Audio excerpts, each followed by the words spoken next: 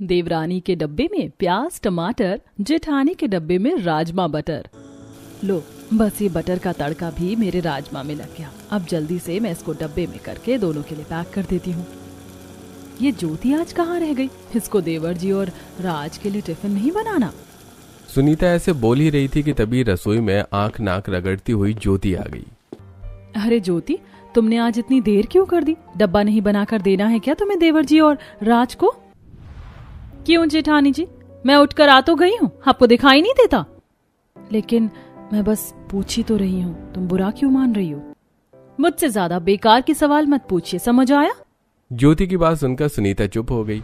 ज्योति ने भी अपने पति और बेटे के नाश्ते और लंच के लिए रसोई में काम करना शुरू कर दिया। ज्योति और सुनीता दोनों देवरानी जेठानी थी। दोनों के परिवार की हालत तो सही थी, लेकिन जेठानी के गांव और देवरानी के शहरी होने की वजह से उन दोनों की आपस में पटती नहीं थी। एक तरफ ज्योति थी जो शहरी थी और आलसी थी, तो वहीं दूसरी तरफ सुनीता थी जो गांव की थी और बेहद ही मेहनती थी। ऐसे ही आज के दिन। तरुण और अमित जी आ जाइए, नाश्ता तैयार है, खा लीजिए। अरे ज्योति, तुम रसोई में क्या बना रही हो? कितनी देर हो गई है, नाश्ता नहीं बनाया तुमने अभी तक? हाँ जी, बस बनाकर ला ही रही हूँ।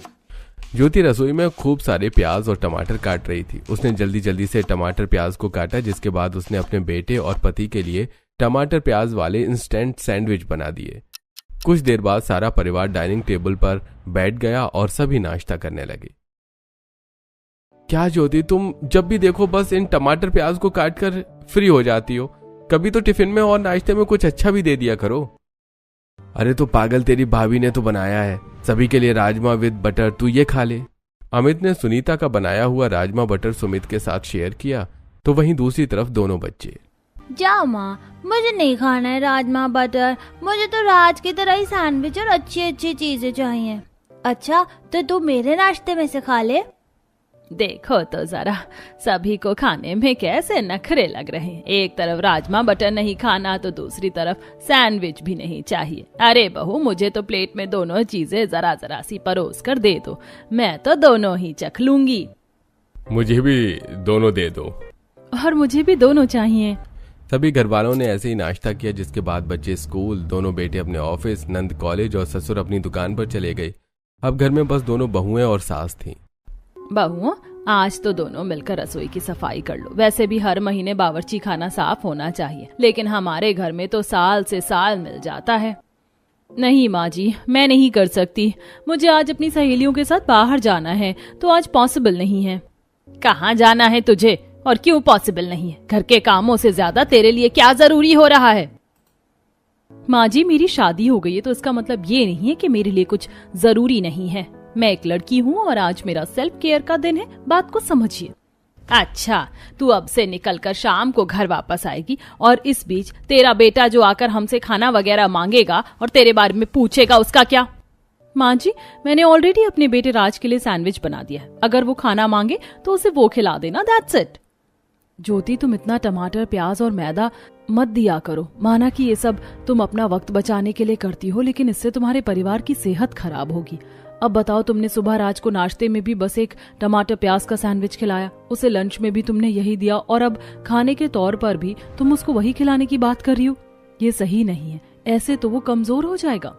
ज्यादा मुझे भड़काओ नहीं, समझ आया? मेरा बेटा इंसान है, कोई भैंसा नहीं है। सैंडविच से भी उसका पेट भर जाएगा और सैंडविच तो सेहत के लिए अच्छा होता है, उसमें टमाटर है, प्याज है। मैं अच्छे से जानती हूँ तुम मेरे अपने लिए वक्त निकालने से जलती हो, अच्छे से पता है मुझे, लेकिन मैं नहीं रुकूंगी। ज्योति ऐसे बोलकर अपनी सहेलियों के साथ जाने को तैयार होने लगी। सभी ज्योति को समझाना चाहते थे, लेकिन उसकी किसी की बात समझ ही नहीं आती थी। कुछ ही देर में वो अपनी सहेलियों के साथ ब्यूटी पार्लर चली गई, जहां जाकर उसने अपनी हेयर केयर करवाई। अरे ईशा, आज तो मैं सोच रही हूँ कि बालों को हाईलाइट भी करवा लूं। वैसे कैसी लगूंगी मैं हाईलाइट हेयर्स में? आइडिया अच्छा है। एक तरफ ज्योति अपने कामों में बिजी थी, तो वहीं दूसरी तरफ उसके घर में। माँ, कहाँ हो आप? जल्दी से आओ ना। हाँ, मैं आ गई। अरे राज बेटा, क्या हुआ? राज बेटा। सुनीता की बात सुनकर सभी कमरों से निकल आए। भाभी, क्या हो गया राज को? बेटा क्या हुआ? ताई जी, बुआ, पेट बहुत दर्द कर रहा है। मैंने मना किया था ज्योति को कि बच्चों को इतना मैदा देना सही नहीं है, लेकिन उसने मेरी नहीं सुनी। ये राज को पेट दर्द, टमाटर, प्याज और कम फाइबर लेने की वजह से हुआ है। आजा बेटा, तू यहाँ लेट, मैं अभी पेट दर्द की दवा लाती हूँ। सुनीता नीरज को लिटाया और फिर उसे घरेलू नुस्खा बनाकर दिया, जिससे उसके पेट को आराम हुआ। सत्यानाश हो इस ज्योति का, इसे यही नहीं पता कि इसका बेटा कहाँ और किस हाल में है। ठीक बोल रही हो माँ, अगर ऐसे ही चलता रहा तो एक दिन किसी की जान तक बात आ जाएगी। सुनीता की बात पर बस सभी ने गर्दन हिला दी। शाम को जब ज्योति अपने ससुराल लौटी तो उसे राज के पेट दर्द के बारे में सुनीता ने बताया। और अच्छा, तो तुम कहना चाहती हो कि मेरे बेटे के पेट दर्द की वजह मैं हूँ, क्योंकि मैं उसका ठीक से ख्याल नहीं रखती? वो बात नहीं है। या फिर हाँ, तुम अपने कामों के चक्कर में अपने पति और बेटे की सेहत के साथ खेल रही हो ज्योति। ज्यादा मत बोलो और मैं डब्बे में चाहे कुछ भी पैक करके दूं, तुम्हें क्या फर्क पड़ रहा है? वो पेट दर्द बस उसको हो गया होगा, उसके लिए तुम मुझे दोषी नहीं बना सकती हो। ज्योति को किसी की भी समझाई हुई बात समझ में नहीं आती थी। वो बस जल्दी जल्दी अपने रसोई के कामों को निपटाने की वजह से अपने बेटे और पति के डिब्बे में कुछ इंस्टेंट टमाटर प्याज की चीज बना देती थी और बनाकर फ्री हो जाती थी। ऐसे ही सिलसिला जारी था। और आज के दिन, अरे आज तो घड़ियां गिन गिन कर हुआ ये लंच का टाइम, बड़ी भूख लगी है। मुझे भी पता नहीं आज मुझे ज्योति ने क्या दिया होगा। आज तो मेरा कुछ बढ़िया खाने का मन है। अरे नहीं, क्या हुआ, क्या बात है? मेरी पत्नी का भी क्या किया जाए। आज देखो सैंडविच नहीं दिया तो टमाटर प्याज काट कर मुझे बच्चों की तरह भेलपूरी बनाकर दे दी। अरे खा लेना, भेल तो अच्छी लगती है। ये ले, तेरी भाभी ने चावलों के साथ आज राजमा बटर बनाया है, ये खा ले। शुक्रिया भैया। सुमित और अमित दोनों भाइयों ने अपना टिफिन शेयर किया तो वहीं दूसरी तरफ स्कूल में। तरुण, ताई जी ने तुझे डिब्बे में क्या दिया? राजमा बटर। और तुझे? तू हमेशा राजमा बटर ही लाता है। देख, मेरी मम्मा ने तो मुझे आज बढ़िया कुरकुरे और चिप्स से भेलपूरी बनाकर दी है, इसमें टमाटर और प्याज भी है। अरे वाह, भेलपूरी मैं भी खा लूं क्या? खा ले। राज और तरुण ने आपस में लंच को शेयर किया। बच्चों को अनहेल्दी और बड़ों को हेल्दी खाना पसंद था। ऐसे ही सब चल रहा था। और आज के दिन सुनीता रूपाली के साथ बाजार आई हुई थी। रूपाली, हमने राजमा तो ले लिया, और बताओ अगर तुम्हारा कुछ खाने का मन है तो हम वो भी ले लेंगे, मैं घर जाकर बना दूंगी। नहीं भाभी, अब कुछ और नहीं। वैसे भी आज तो ज्योति भाभी को मैंने फोन पर बात करते सुना था, वो दोपहर में सभी के लिए मोमोज, पास्ता और चाउमीन मंगवा रही है, तो बस वही खा लेंगे। क्या आज माँ जी ने उसे टमाटर प्याज की चीजों से कुछ अलग बनाने को क्या बोल दिया, तो उसने बाहर से खाना ऑर्डर कर दिया? भाभी, ज्योति भाभी तो ऐसी ही निकम्मी है, उन्हें काम करने का मन ही कब करता है। खैर जो भी है, चलो अब घर चलते हैं। ये सब चीजें सेहत के लिए अच्छी नहीं होती हैं, लेकिन पता नहीं फिर भी क्यों ज्योति को ये बात समझ नहीं आती। अगर वो अपने परिवार की सेहत को सोचते हुए थोड़ा वक्त रसोई को दे भी देगी तो क्या हो जाएगा। मैं घर जाकर उसे समझाऊंगी। सुनीता ठान चुकी थी कि घर जाकर वो ज्योति से इस बारे में बात करेगी, लेकिन घर जाकर उसने देखा तो ज्योति की सहेलियां घर आई हुई बैठी थी। माँ जी, ये सब यहाँ क्या हो रहा है? मैडम की किटी पार्टी हो रही है, खाना ऑनलाइन मंगवाकर खुद इनमें लगी हुई है। आजा बहू, तू अंदर आजा। धारा की बात सुनकर सुनीता ज्योति को कुछ नहीं बोल पाई। और आज के दिन सभी घर वालों ने राजमा बटर के साथ साथ बाहर का खाना भी खाया। हर दिन ऐसे ही गुजर रहा था। ज्योति अपने कामों के चक्कर में अपने परिवार की सेहत का जरा भी ख्याल नहीं रखती थी। अगर कभी उसे खाना बनाना पड़ता तो बस प्याज टमाटर से काम चलाती थी, और अगर प्याज टमाटर खाने का उनका मन नहीं होता था तो वो बाहर से कुछ ऑर्डर कर देती थी। लगातार ऐसे ही सिलसिला जारी था। और आज के दिन रूपाली की सहेलियां उसके घर आई हुई थी। तापसी और मनीषा, चलो अब बातों बातों में बहुत देर हो गई है, मुझे जल्दी से बताओ कि तुम लोग क्या खाओगी। कुछ भी खा लेंगे। रुको, मैं अपनी भाभी को बुलाती हूँ। सुनीता भाभी, सुनीता भाभी। रूपाली अभी आवाज दे ही रही थी कि तभी हाथों में ट्रे पकड़े ज्योति उसके कमरे में आई। सुनीता भाभी को तो होश भी नहीं है कि घर में कोई आया हुआ भी है। ये लो, मैंने तुम्हारे लिए नाश्ता बना दिया, इसे एंजॉय करना। अब रूपाली की सहेलियों को लगेगा कि मैं कितनी ज्यादा अच्छी हूँ और सुनीता भाभी की वैल्यू सभी की नजर में कम हो जाएगी और मैं बन जाऊंगी सभी की मनपसंद। ज्योति ऐसे ही ख्याली पुलाव बनाते हुए कमरे से निकल आई। वही कमरे में, अरे बैठी हुई क्यों हो, लो ना, नाश्ता तुम्हारे सामने है, तो अब किसका इंतजार है। देख रूपाली, बुरा मत मानना, लेकिन तू तो जानती है कि मैं मेरे हेल्थ इश्यूज की वजह से बाहर का खाना नहीं लेती हूँ, और मैं भी नो शुगर डाइट पर हूँ, इसीलिए मैं भी ये सब नहीं खा सकती। तेरी भाभी सारी अनहेल्दी चीजें लेकर आई हैं। सही बोला, ये सब है तो बहुत ज्यादा अनहेल्दी, अब क्या करूँ। रूपाली की सहेलियां एक भी चीज ट्रे से उठाकर खाने को तैयार नहीं थी। ट्रे में मोमोज, फ्राइज और कोक थी, लेकिन कोई भी ये सब खा नहीं रहा था। अभी वो सभी ऐसे ही बैठी हुई थी कि तभी वहां कमरे में भुने हुए बटर राजमा लेकर सुनीता पहुंच गई। रूपाली, रूपाली, दरवाजा खोलो। ये लो, देखो मैं तुम्हारे लिए राजमा लाई हूँ। अरे भाभी, लाओ दो। भाभी, मेरी सहेलियां भी बैठी हुई हैं, आप इनके हिसाब से भी थोड़ा थोड़ा सा राजमा ले आओ ना। ला रही हूँ। सुनीता रूपाली की सहेलियों के लिए भी एक कटोरी भरकर राजमा ले गई, जिसको सभी सहेलियों ने बड़े ही चाव से एंजॉय किया। सुनीता भाभी तो बटर राजमा बड़े ही अच्छे बनाती हैं, ये टेस्टी भी हैं और हेल्थ का भी इसमें खजाना है, खजाना। सच में रूपाली, आगे से अगर कभी कभी हम तेरे घर आए ना तो अपनी सुनीता भाभी से हमारे लिए कुछ टेस्टी और हेल्दी बनवाना। हाँ जरूर, क्यों नहीं। रूपाली की सारी सहेलियों की बात ज्योति ने भी सुन ली थी। ये सब सुनकर उसका मूड खराब हो गया, लेकिन वो कुछ नहीं बोली और मुंह सड़ाकर वो अपने कमरे में को चली गई। ऐसे ही शाम हो गई और शाम के लिए सुनीता खाना बनाने को रसोई में आई। ज्योति, ये तुम प्याज और टमाटर इतने ज्यादा क्यों काट रही हो? आज शाम के खाने में मैं प्याज टमाटर वाला पिज्जा बना रही हूँ, इसलिए काट रही हूँ। पिज्जा शाम के खाने में? ज्योति, तुम बात को क्यों नहीं मान लेती हो? पिज्जा भला कौन पेट भरकर खाता है? और इतनी प्याज तो रात के वक्त सही भी नहीं रहेगी, इससे गैस बनता है, पता भी है। वाह वाह वाह, ज्ञान देने स्वयं ज्ञान की देवी माता आई हैं। माता, और क्या बोलना है आपको? देखो, मेरी बात का बुरा मत मानो, इसे समझो। जो तुम बना रही हो वो जबान को बेशक अच्छा लग सकता है, लेकिन सेहत के लिए वो कतई अच्छा नहीं है। देवी जी, आपका ज्ञान हो गया हो तो क्या आप में खाना बना लूं? पता है आपकी दिक्कत क्या है? कि आप गांव की हो तो आपको इस सब खाने की ना तमीज ही नहीं है। आपके हिसाब से तेल भरा हुआ खाना तो हेल्दी होगा, जो भैंस की तरह फुला दे, लेकिन ये सब फूड आपको ना समझ ही नहीं आएंगे। तो ठीक है, अगर तुम कसम खाए हुए ही हो कि तुम्हें मेरी बात को समझना ही नहीं है तो ना सही, मैं कुछ नहीं बोलती, करो जो तुम्हें अच्छा लगे।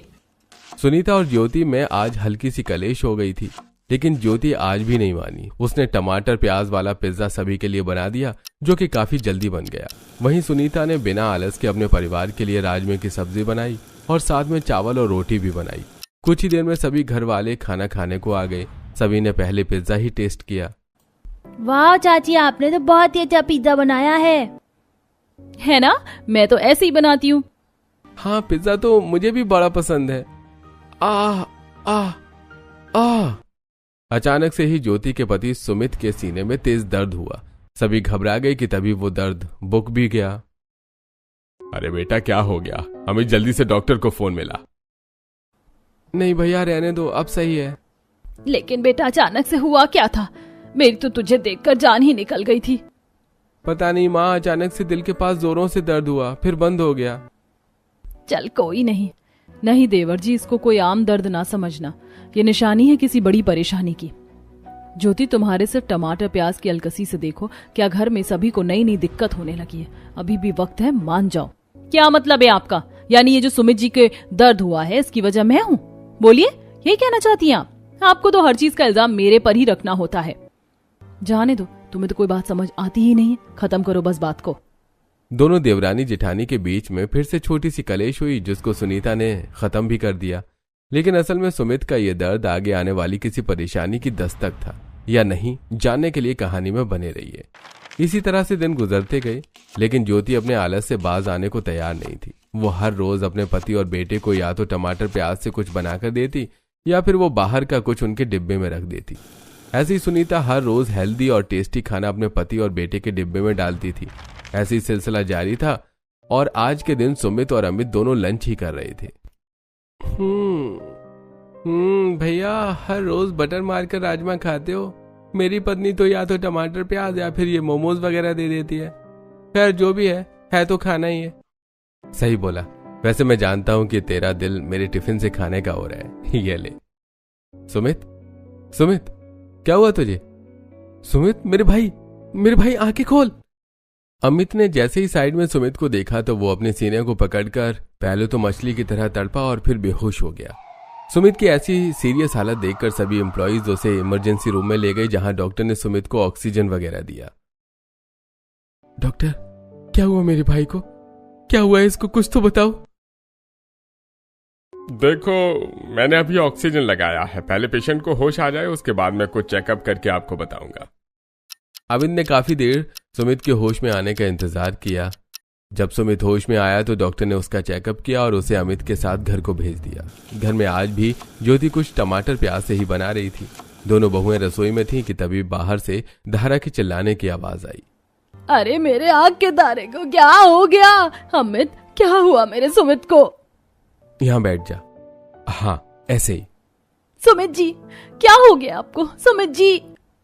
घर में सभी निकल आए। सभी के आने के बाद अमित ने बताया, ये सुमित की रिपोर्ट्स हैं। छोटी सी उम्र में ही इसके दिल पर परेशानी बन गई है।